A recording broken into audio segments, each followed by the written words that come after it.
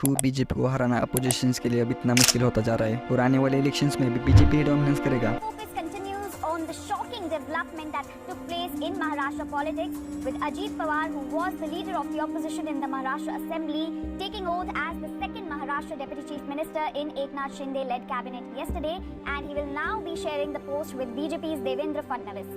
बैठक में अखिलेश यादव, ममता बनर्जी, राहुल गांधी को मिलाकर कई दलों के नेताओं के पहुंचने की चर्चा की, लेकिन जयंत चौधरी ने इस बैठक से ये कहते हुए किनारा कर लिया है कि वो पहले से तय कार्यक्रम के चलते बिजी हैं। अब जयंत की इस दूरी को लेकर सियासी सरगर्मी परवान पर है, क्योंकि अब भाजपा ये कहते हुए निशाना साध रही है कि बैठक से पहले ये हाल है तो बैठक होने के बाद क्या होगा। तुम ही हो भी और जले जानते हैं अपोजिशन की कुछ गलतियां और बीजेपी की स्ट्रेटेजीज, इसकी वजह से बीजेपी का इंडियन पॉलिटिक्स में आज इतना डोमिनेंस है। Reason 1, mindset of oppositions. Gita के दूसरे अध्याय में 47वां श्लोक है, कर्मण्यवाधिकारस्ते मा फलेषु कदाचन। इसका मतलब है तुम्हें अपना कर्म करने का अधिकार है, किंतु अपने कर्म के फलों के तुम अधिकारी नहीं हो। अपोजिशन पार्टीज अभी इसी आइडियोलॉजी से बिछड़ रही है। खुद की पार्टी को स्ट्रॉन्ग करने के बजाय बीजेपी के हार पर ज्यादा फोकस कर रहे हैं। इसी वजह से कई सारे स्टेट लेवल और रीजनल पार्टीज के मेंबर्स पार्टी छोड़कर बीजेपी के साथ अलाइन कर रहे हैं। आप महाराष्ट्र से इसके एग्जाम्पल देख सकते हैं। पहले एकनाथ शिंदे और अजित पवार। इसलिए out of 31 states and union territory में से 15 पर बीजेपी रूल करती है। ये हो गया स्टेट लेवल का। अब नेशनल लेवल की बात करते हैं। Reason 2, representing dominant India in front of world. जब ब्रिटिशर्स ने भारत पर हमला किया था तब मीर जाफर ने भारत से गद्दारी करके भारत को गुलामी के चंगुल में डाल दिया था। जब 1857 का ब्रिटिशर्स के खिलाफ युद्ध हुआ तब कुछ हिंदुस्तानियों ने पैसे और पावर के लिए बागी सिपाहियों के सीक्रेट्स और लोकेशन ब्रिटिशर्स को बेचकर हिंदुस्तानियों को हराया था। और 250 सालों के बाद हम फिर से उसी कहानियों को रिपीट कर रहे हैं। कुछ पार्टी दूसरे देशों को अतिक्रमण करने के लिए मदद कर रहे हैं। और राहुल जी, कृपया करके आप अपने आप को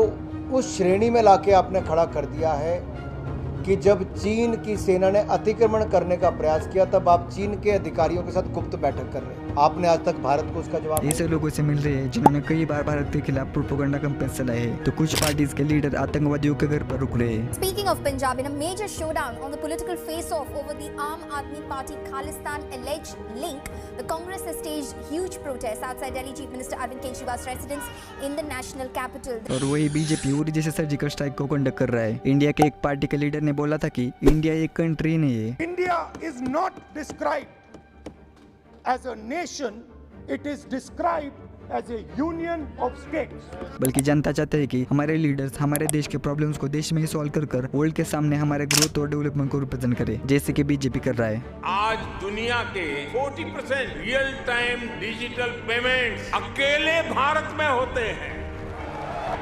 कोरोना की इस ग्लोबल पैंडेमिक में जिस देश ने दुनिया का सबसे तेज वैक्सीनेशन प्रोग्राम चलाया वो देश है। आज जो देश दुनिया की फास्टेस्ट ग्रोइंग लार्ज इकोनॉमी है वो है। आज जो देश मिल्क प्रोडक्शन के मामले में दुनिया में नंबर 1 है वो देश है। और भी कुछ रीजन जैसे हिंदुइज्म को प्रमोट करना। इंडिया में अबाउट 79.80% लोग हिंदू थे और उन्होंने राम मंदिर और भी कई चीजों से हमेशा हिंदुइज्म को प्रमोट किया है। 2023 में यूपी को पास करते हुए इंडिया वर्ल्ड की 5th लार्जेस्ट इकोनॉमी बन गया है। इन्हीं सारे मुद्दों को लेकर बीजेपी सोशल मीडिया और एड्स के थ्रू यूथ के दिल में अपने लिए एक अलग इमेज बना रहा है। और more than 65% population of India is younger. इसी वजह से अपोजिशन को बीजेपी को नेशनल लेवल पर बीट करना मुश्किल हो रहा है। आपको क्या लगता है आने वाले 2024 के इलेक्शंस में अपोजिशन बीजेपी को हरा पाएंगी? हमें कमेंट सेक्शन में जरूर बताना।